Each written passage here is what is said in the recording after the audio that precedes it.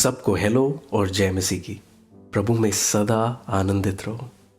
इन दिनों हम फिलिपियों की पुस्तक पर अध्ययन कर रहे हैं और हम दूसरे अध्याय के अंत पर आ चुके हैं। तो क्यों ना हम फिलिपियों दूसरा अध्याय उसके 25 से 30 तक जरा देखें। और 25 में लिखा है, पर मैंने इपफ्रुदीतुस को, जो मेरा भाई, सहकर्मी और संगी योद्धा और तुम्हारा दूत और आवश्यक बातों में मेरी सेवा टहल करने वाला है, तुम्हारे पास भेजना आवश्यक समझा है। पौलुस इपफ्रुदीतुस को ना केवल भाई और सहकर्मी मानता था, वरन संगी योद्धा कहता है। एक योद्धा कौन है? अगर हम युद्ध का उदाहरण ले, योद्धाओं का सारा झुंड एक साथ लड़ता है। ऐसा नहीं होता एक हट जाता है और कहता है नहीं तुम जाओ, मैं यहीं खड़ा हूं। और पौलुस इपफ्रुदीतुस की तुलना एक योद्धा से करता है। वो कह रहा है कि मेरे सारे संघर्षों में, मसीह की सेवा में जो संघर्ष, सताव, जो कुछ मैं सह रहा हूं, उस सब में ये भी मेरा संगी योद्धा है। ये उन सारे संघर्षों में मेरे निकट रहा है और इसने भी वो सब अनुभव किया है। और फिर 26 में वो कहता है, क्योंकि उसका मन तुम सब में लगा हुआ था, इस कारण वह व्याकुल रहता था, क्योंकि तुमने उसकी बीमारी का हाल सुना था। तो जैसा मैंने पहले भी कहा था, फिलिपियों के लोगों ने कुछ आर्थिक भेंट को इकट्ठा किया और इपफ्रुदीतुस के हाथ में भेजा पौलुस के लिए, और उसको ये कहकर भी भेजा कि जाओ और पौलुस की सेवा टहल करना, जो कुछ उसकी आवश्यकताएं हो उसको पूरी करना, उसकी सेवा करना। और वो आनंद के साथ पौलुस की सेवा करता था दिन और रात। पर वो बहुत चिंतित हुआ और निराश हुआ जब उसको पता लगा कि उसके अपने लोगों ने, उसके भाई बहन जो फिलिपियों की कलीसिया में थे, उन्होंने जब जाना कि इपफ्रुदीतुस जो उनका ही भाई था वो बीमार है, और उसका मन, उसका ध्यान उनकी ओर हो गया कि बस कैसे भी वो उनके पास जाए, उनसे मिल सके और उन्हें प्रोत्साहित कर सके। और 27 में पौलुस कह रहा है, निश्चय ही वह बीमार तो हो गया था, यहाँ तक कि मरने पर था, परंतु परमेश्वर ने उस पर दया की, और केवल उसी पर नहीं पर मुझ पर भी, कि मुझे शोक पर शोक ना हो। क्या पौलुस के पास कुछ विषय नहीं थे जिसके लिए वो शोकित और चिंतित था?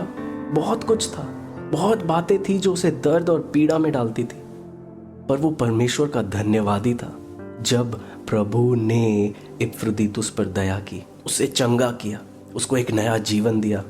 और वो कहता है, ना केवल इपफ्रुदीतुस पर दया की प्रभु ने, मुझ पर भी की, कि मुझे इस शोक से वो बचा ले। और फिर वो कहता है, इसलिए मैंने उसे भेजने का और भी यत्न किया कि तुम उससे फिर भेंट करके आनंदित हो जाओ और मेरा भी शोक घट जाए। वाह! अब आप देख सकते हो संगति की सामर्थ को। फिलिपियों के लोग भी सताव और संघर्षों में से जा रहे थे, और पौलुस इस बात को जानता था, और इस पत्र के द्वारा वो उन्हें प्रोत्साहित करना चाहता है कि वो हियाव बांधे रहें, वो आशा ना खोएं, वो आनंदित रहे इन परीक्षाओं के बीच में। और पौलुस कह रहा है कि जैसी इपफ्रुदीतुस तुम्हारा ही भाई तुम्हारे पास आएगा, मुझे पूरा भरोसा है कि तुम आनंदित हो जाओगे उससे मिलकर। क्या इसके आने से उनकी संघर्ष और वो परीक्षाओं में से वो छूट जाएंगे? नहीं, पर समझो आप इस संगति की सामर्थ को। जब ये आए, उस कलीसिया के लोगों से जब मैं मिलेगा, वो अपनी गवाही को बताएगा, कैसे प्रभु ने उसको नया जीवन दिया। शायद वो पौलुस के विषय में उनको बताता और प्रोत्साहित करता, क्या क्या उसने पौलुस के जीवन से सीखा जब वो उसकी सेवा करता था। और इन सब बातों को सुनकर वो पूरी कलीसिया शायद आनंद से भर जाती, और पौलुस इस विषय को जानता था। ये बहुत जरूरी है हम संगति की सामर्थ को समझें, एकता को समझें। अपने रोजमर्रा जीवन में ये जरूरी है कि हम प्रभु के किए हुए कार्यों को स्मरण करें अपने हृदय में और धन्यवाद दें अपनी गवाहियों के लिए, जो कुछ उसने हमारे लिए किया है। और जिन आश्चर्य कर्मों की हम बाट जोते हैं, उसकी भविष्यवाणी करो विश्वास से, उसकी घोषणा करो। पर जो वो कर चुका है उसके लिए धन्यवाद दो। और शायद ऐसा ही कुछ उस कलीसिया में होता जब इपफ्रुदीतुस वापस जाता, वो सब धन्यवाद देते मिलकर जो कुछ प्रभु ने किया था। और फिर 29 में वो कह रहा है, इसलिए तुम प्रभु में उससे बहुत आनंद के साथ भेंट करना और ऐसों का आदर किया करना, क्योंकि वह मसीह के काम के लिए अपने प्राणों पर जोखिम उठाकर मृत्यु के निकट आ गया था। ताकि जो घटी तुम्हारी ओर से मेरी सेवा में हुई उसे वो पूरा करे। फिलिपियों के जो लोग थे ये बहुत ही अलग थे बाकी सबसे। इनके हृदय में एक ही इच्छा रहती थी, कैसे भी ये पौलुस की मदद करें, सेवा में, हर कार्य में उसकी सहायता करें।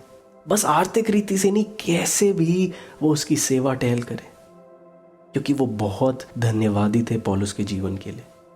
और जब उन्हें पता लगा पौलुस अब रोम आ गया है, अब सारे तो जा नहीं सकते, उन्होंने इपफ्रुदीतुस को भेजा और वो उसी हृदय के साथ, उस सेवा के हृदय को लेकर पौलुस के पास आया और उसने अपने हृदय और अपने पूरे मन से उसकी सेवा की।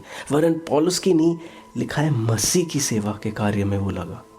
वो बस एक व्यक्ति की सेवा नहीं कर रहा था, उसने पौलुस में मसीह को देख लिया था और वो उस मसीह की सेवा करता था। वो पौलुस में प्रभु यीशु मसीह की वास्तविकता को पहचानता था और वो उसका आदर करता था, यहाँ तक कि उसने अपनी जान को जोखिम में डाल दिया। हो सकता है ऐसा कुछ हुआ होगा कि वो बीमार हुआ, पर फिर भी वो उसकी सेवा करता होगा। यहाँ तक कि एक ऐसा समय आ गया होगा कि शायद वो अधिक बीमार हो गया होगा और शायद मृत्यु के निकट आ चुका हो, पर परमेश्वर ने उसे नया जीवन दिया, उसे चंगा किया। और पौलुस यहाँ सिखा रहा है कि इपफ्रुदीतुस जैसे लोगों का सम्मान करो, आदर करो, क्योंकि वो अपनी जान को जोखिम में डालकर प्रभु की सेवा करते हैं। आप कहो कि प्रभु की सेवा वो कैसे कर रहा है? वो तो पौलुस की सेवा कर रहा है। जैसा मैंने पहले बोला, उसने अपने आप को परिपूर्ण रीति से समर्पित किया पौलुस की सेवा में, क्योंकि उस कार्य के लिए वो भेजा गया था। और उसने उसकी ऐसी सेवा की कि मानो वो स्वयं परमेश्वर के पुत्र यीशु की सेवा करता है। तो मुझे उम्मीद है इन वचनों से प्रभु ने आपसे जरूर बात की होगी। तो यहाँ हमने दूसरे अध्याय को समाप्त किया है। आप दोबारा इस अध्याय को पढ़ सकते हो। तो मेरा विश्वास है प्रभु आपसे दोबारा बात करेगा, क्योंकि ये जीवित वचन है। जितना हम इस पर मनन करते हैं, प्रभु हमसे बात करता है इन वचनों के द्वारा। प्रभु आपको आशीष दे। थैंक यू और बाय।